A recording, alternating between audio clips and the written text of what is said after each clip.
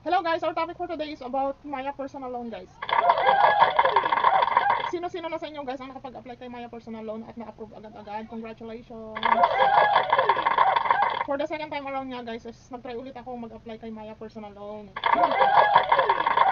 This is my second time guys, yes. The first time na mag-apply ako guys is siguro hindi pa masyadong maganda yung credit score ko, hindi pa ako masyadong nakapag-build ng credit worthiness or credit score kay Maya. That's why siguro na napunta ako sa dulo ng pag-fill up ng thanks for your interest. In May 3 nga guys is nagulat naman ako na pwede na pala ulit ako mag-apply sa Maya personal loan. Yes guys. So, bago yan guys, dito sa Maya personal loan nga guys is meron akong maliit na savings. Konting savings lang naman guys. Everyday ko siyang chine-check. Minsan ina-update ko yung savings ko. Yan, dinadagdagan ko ng mga 20, 50, ganun. And in May 3 nga guys, yun nga, upon exploring Maya wallet, Maya system or Maya platform, Maya system, Maya platform wallet guys is, nagulat naman ako na sa pag-tap ko ng apply now is napunta ako dito guys sa Fund Your Big Life Moves Instantly. Unlike usually guys is thanks for your interest, diba? In May 3 nga guys is na ang bumungad sa akin guys is Fund Your Big Life Moves Instantly. Aba, parang nabuhayan ako ng loob guys. Kasi nung first attempt kong pag-apply is ganito rin yung bumungad sa akin guys.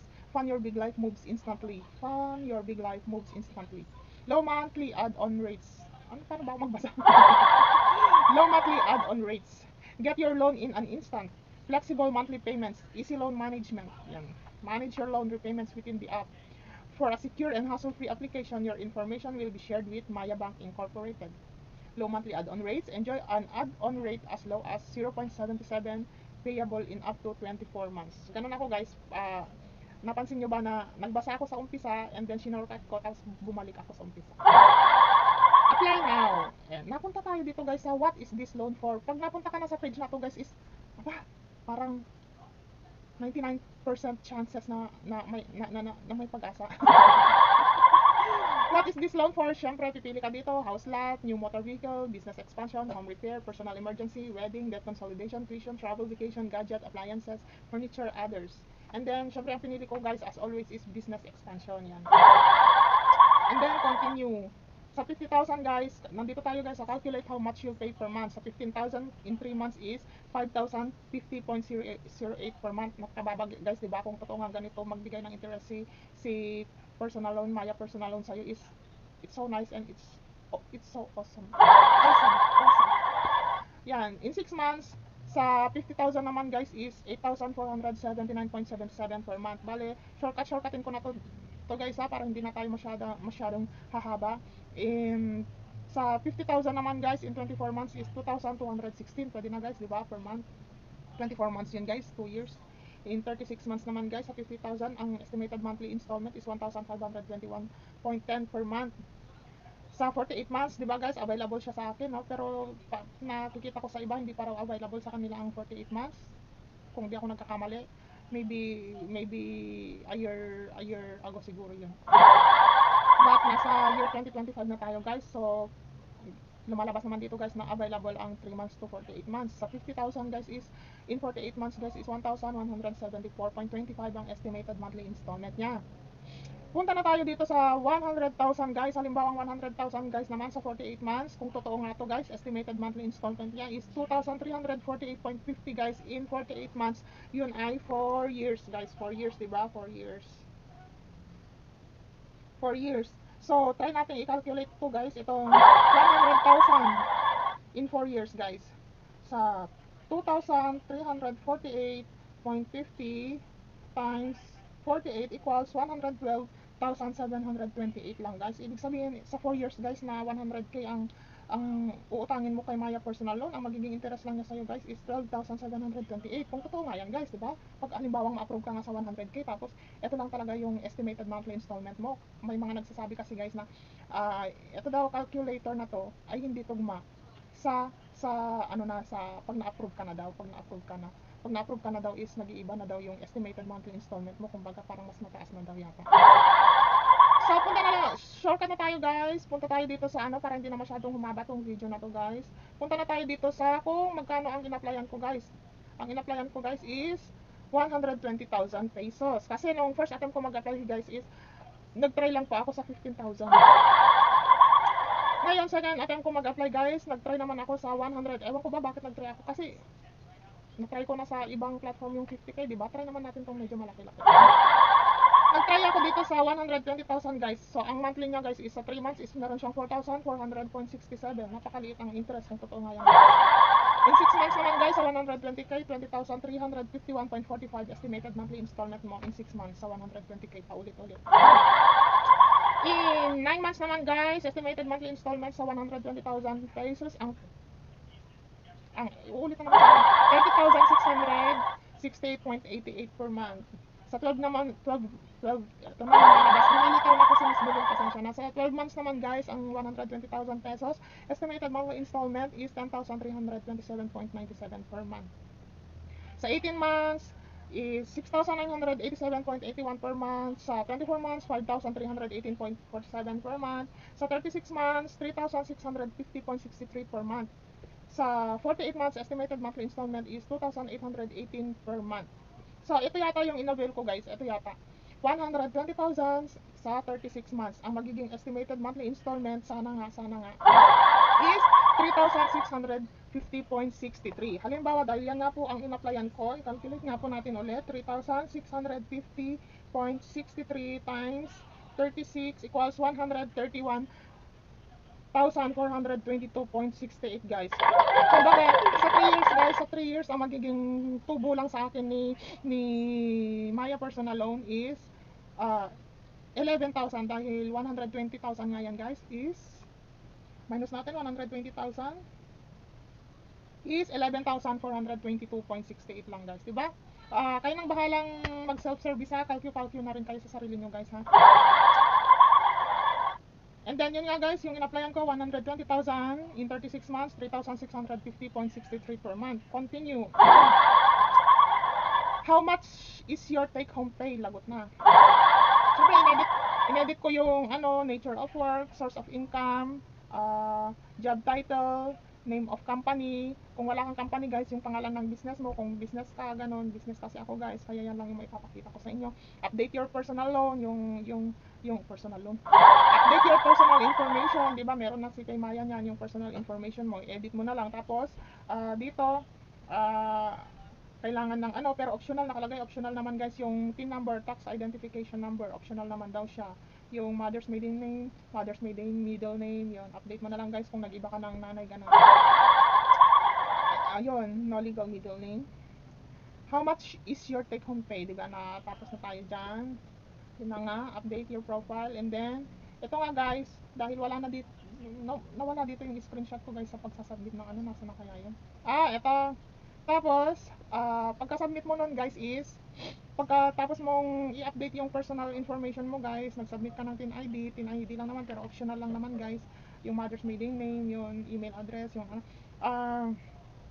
sabi nga is last check, please check your details are correct, you can edit any incorrect information before submitting. Hindi okay naman na sa akin guys, kaya sinubmit ko na, and then pagka-submit mo guys, nangyayari talaga ito guys, yung that did not load right. Oops, something went wrong, try again. Nangyayari talaga yan guys. So, try again guys, ganun pa rin ang nangyari. Ang ginawa ko guys is, pag ito nangyari sa'yo guys, ito tip lang guys, pag nangyari yan guys is, i-off nyo yung, i-off nyo yung wifi nyo sa may cellphone na ginagamit nyo. I-off nyo, then ibalik nyo rin yung on-off nyo po yung wifi nyo. Tapos, pag i-exit kayo ni Paymaya guys, na dito nga is na-exit nga ako, bumalik ako naman, thank God naman at hindi nawala guys, yung nandun pa rin siya. Sus, nag-continue pa rin ako guys, nag-continue ako. Dito nga guys is lumabas na yung, nag-sync na siya, add proof of income na, lagot na guys. The first time na nag-apply ako guys is wala ito. Ang lumabas lang nun guys is, yun nga, yung oops, something went wrong, and then nung ni-refresh ko yung page guys, ang lumabas is thanks for your interest, yun. Ngayon guys, ang lumabas naman guys ngayon is add proof of income. Wow, meron na siya ganun. Kaya Naburayan talaga ako ng loob guys. Uy, parang Marikina.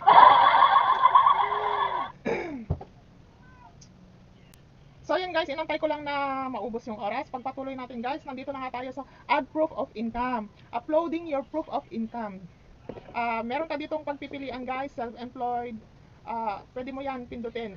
Yung self-employed ka ba or ano ka,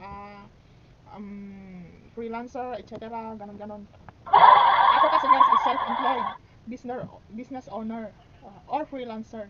Pero lahat yan, ano ako guys, self-employed naman ako, business owner, and freelancer. Ang problema guys natin ngayon is documents. Please upload any of the following documents. Recommended daw, latest 3 full months bank statements from primary bank. Siyempre, hindi ko ina-expect to guys. Hindi ko ina-expect tong recommended latest 3 full months bank statements from primary bank account. Siyempre, karamihan ng digital banks ngayon guys is pwedeng-pwede ka nang mag-request ng electronic statement guys, di ba? Bank statements or bank certificate, di ba? Pwedeng-pwede mo na yung gawin on your own. Ngayon, ang problema ko ngayon guys is kalat-kalat po ang pera ko. Sa dami po ng e-wallets ko at digital banks, kalat-kalat po ang pera ko. Sabi nga kasi nila guys, don't put all your eggs in one basket. Paano na to?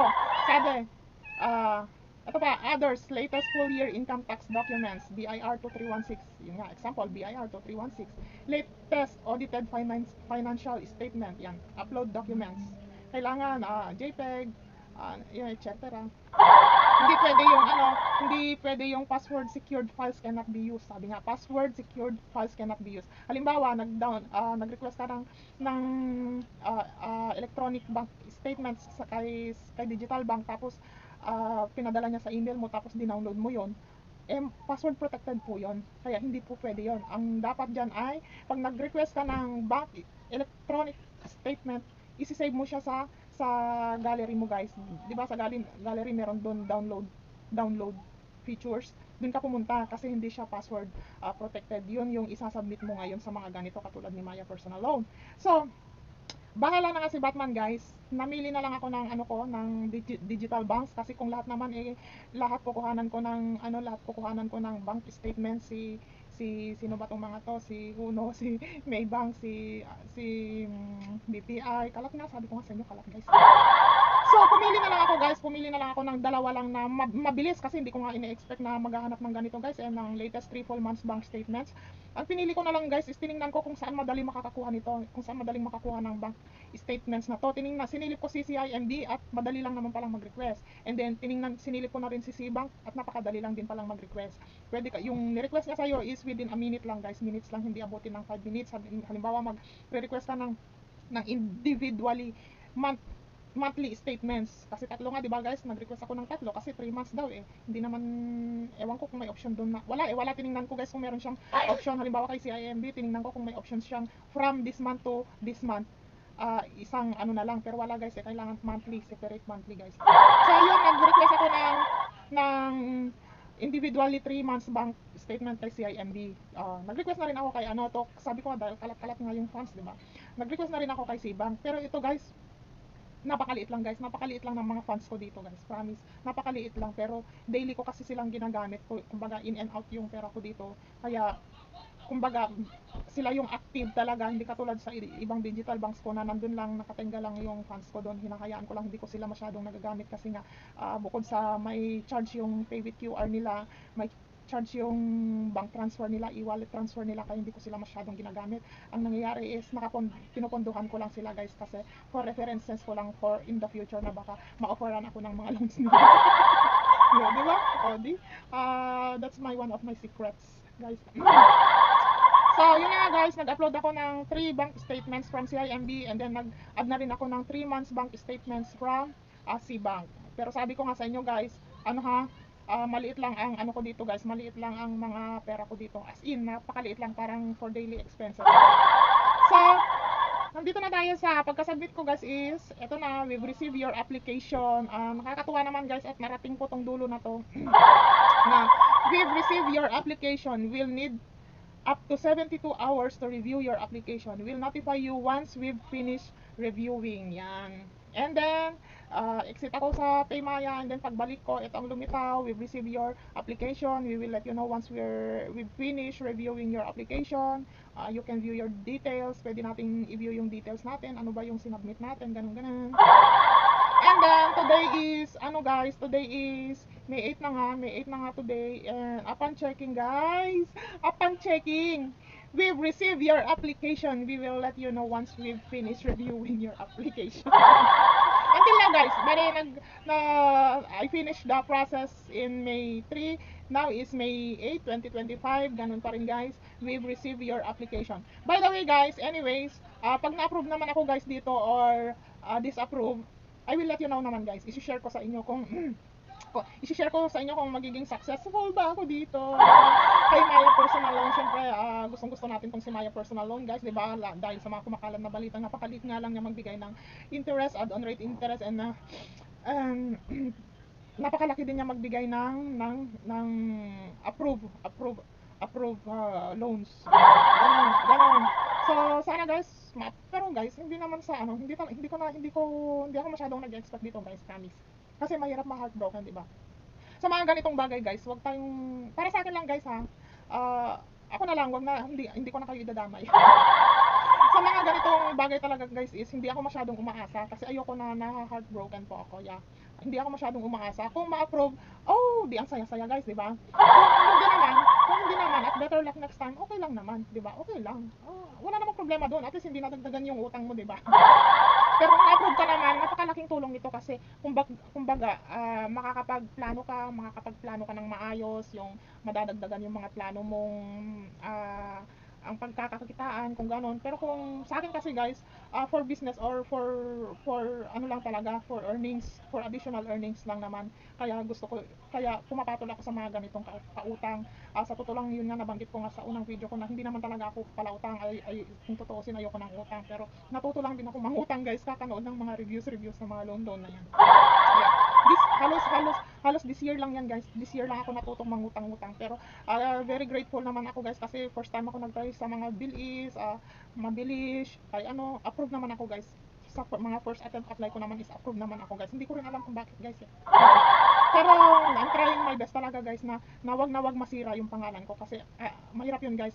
Pag once na nakapag-try tayo sa mga ganito talaga guys, ingatan natin mabuti yung pangalan natin na masira. Ako guys, wala pa akong kaalam-alam sa mga credit score na yan eh. Ang sa akin, dati talaga wala pa akong kaalam-alam sa mga credit score na yan, na kailangan mahalagaan yung credit score. Wala talaga akong kaalam-alam yan dati guys. This year lang talaga natuto ko sa mga ganyan, kakanood, kina Pat Quinto, kina Mami Yam, ganyan-ganyan, kina Ate Red, Team Marcus, yan, sa kanila ako natutulungan niya kakanood ng mga videos nila about credit score, ganyan-ganyan. Wala talaga akong kaalam-alam dyan. Ang alam ko lang talaga guys is, pag pumasok ka sa mga ganitong pautang, kailangan mong alagaan yung pangalan mo guys. Yun lang talagang alam ko, yung kailangan kong alagaan yung pangalan ko na wag masira para makaulit ako. Mahirap yung masisira ka kasi guys eh. Once na nasira ka, alam mo yung mga yan, pag nasira ka, edi sira ka na. Yun lang guys, sige, hanggang dito na lang guys. Super haba na tong video na to guys, pangalawang video ko na to. Pag dinugtong ko doon, napakahaba na. So yun na nga guys, i-update ko kayo guys sakaling ma-approve ako dito. I will be very excited na ma-share sa inyo guys yung feelings na ma-approve kung ma-approve nga ako dito. Thanks guys, thanks for watching, thanks sa pag-iintindi pa the way I talk. Kung bulol ako, nandito nga talaga kayo sa channel ni Miss Bulol, kaya kayo na pong bakalang mag-adjust, kayo na bakalang magpasensya. Ingat po and see you on my next video.